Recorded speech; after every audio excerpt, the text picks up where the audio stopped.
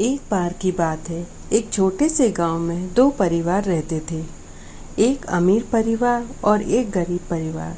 अमीर परिवार के पास बड़ी हवेली, आलीशान बगीचा और हर सुविधा थी, जबकि गरीब परिवार एक छोटे से घर में कठिन परिस्थिति में जीवन यापन करता था।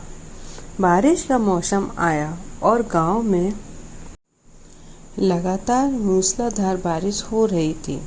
अमीर परिवार के घर में बारिश की बूंदें केवल खिड़कियों से बाहर जाती थीं, जबकि गरीब परिवार के घर की छत से पानी टपक रहा था। दोनों परिवार ने अपने अपने तरीके से बारिश का सामना किया। अमीर परिवार की रसोई में एक रसोइया काम कर रहा था। उसने आंगन में एक बड़ा चूल्हा गैस चालू लगा कर रखा था, जिस पर वह विभिन्न प्रकार के स्वादिष्ट भोजन तैयार हो रहे थे। रसोई में खुशबू से पूरा घर महक रहा था। अमीर परिवार के सदस्य आराम से सोफे पर बैठे थे और गर्मा गर्म खाना खा रहे थे, जबकि बाहर बारिश की बूंदें बिना किसी रुकावट के गिर रही थीं। वहीं गरीब परिवार की स्थिति बिल्कुल अलग थी। उनके घर की छत के एक हिस्से से पानी टपक रहा था और मिट्टी का चूल्हा ओट से ढका हुआ था। उन्होंने अपने घर की एक कोने में लकड़ी और कोयला जलाकर खाना पकाया।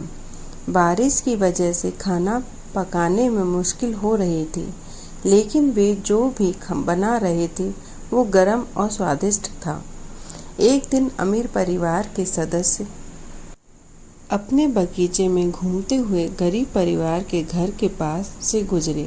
उन्होंने देखा कि गरीब परिवार बारिश में भी कठिनाई के बावजूद अपने छोटे से घर में खाना बना रहा था।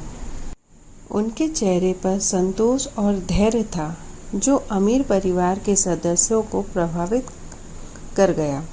अमीर परिवार के सदस्यों ने सोचा कि गरीब परिवार की स्थिति की कुछ मदद की जाए। उन्होंने अपने रसोइये से कहा कि एक बड़ा बर्तन खाना तैयार किया जाए और उसे गरीब परिवार के घर भेजा जाए।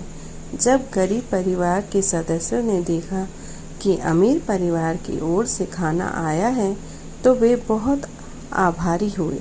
उन्होंने भी उनकी दुआ की और उन्हें धन्यवाद कहा।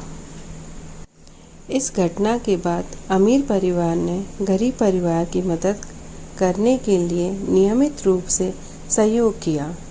गरीब परिवार ने भी अमीर परिवार को अपनी गर्मजोशी और सच्चे दिल से स्वागत किया। बारिश की उस रात ने दोनों परिवारों के बीच एक अनमोल रिश्ता स्थापित किया और यह दिखाया कि मनुष्य की भलाई और सहयोग की भावना अमीर या गरीब के बीच की दीवारों को भी पार कर सकती है।